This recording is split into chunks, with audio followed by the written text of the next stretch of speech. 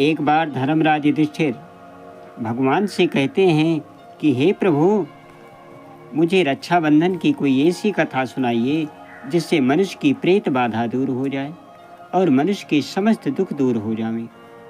भगवान श्री हरि विष्णु कहते हैं कि हे पांडव श्रेष्ठ, एक बार दैत्यों तथा देवताओं में युद्ध छिड़ गया और ये युद्ध जो है लगातार 12 वर्षों तक चलता रहा। असुरों ने देवताओं को पराजित कर दिया और उनके जो प्रतिनिधि हैं इंद्र को भी पराजित कर देते हैं।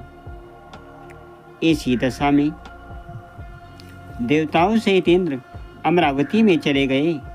उधर दैत्यों ने तीनों लोकों को अपने बस में कर लिया और ये घोषित कर देते हैं कि इंद्रदेव सभा में न आए तथा देवता व मनुष्य यज्ञ कर्म न करें, सभी लोग मेरी पूजा करें।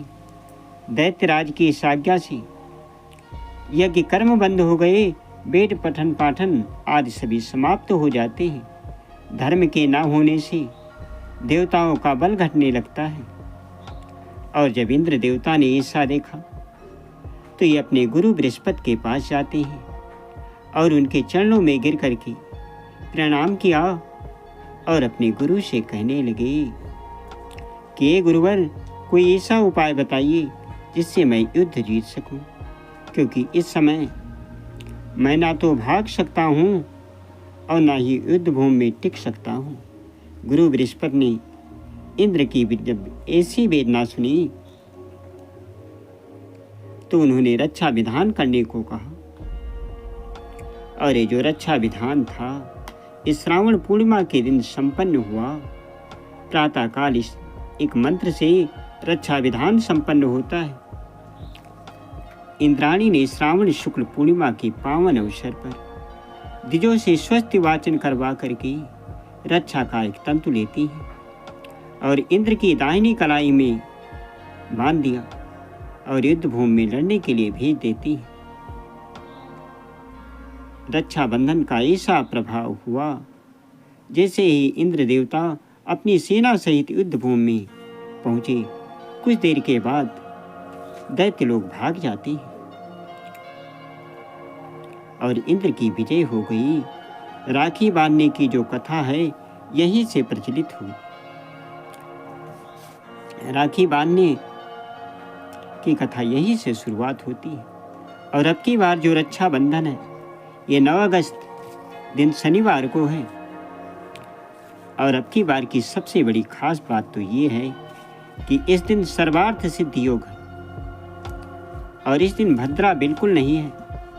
अब की बार रक्षाबंधन पर बहुत ही शुभ योग बन रहे हैं। इस वर्ष 2025 में 97 वर्षों बाद रक्षाबंधन में एक समसप्तक योग बन रहा है। और अब की बार 297 साल के लंबे अंतराल पर 297 वर्ष के लंबे अंतराल पर एक दुर्लभ ग्रह संयोग भी बन रहा है। ये दोनों योग रक्षाबंधन के दिन को और महत्वपूर्ण बनाते हैं। और एक बार क्या होता है कि कन्हैया की अंगुली से खून निकलने लगा और जब द्रौपदी ने ऐसा देखा तो अपनी साड़ी फाड़ करके कन्हैया की अंगुली में बांध देती है। कन्हैया ने उसी दिन कहा कि ये बहना, मैं आपके लिए लाखों साड़ियां बिछा दूं। और जब समय आया तो हमारे प्रभु कन्हैया ने रेशमी मखमली लाखों साड़ियों की ढेर लगा दी। बोलिए ब्रह्मदेव बाबा की जय, काली मैया की जय, स्थान देवता की जय, आवाहित समस्त देवी देवता की जय। जय जय श्री सीताराम।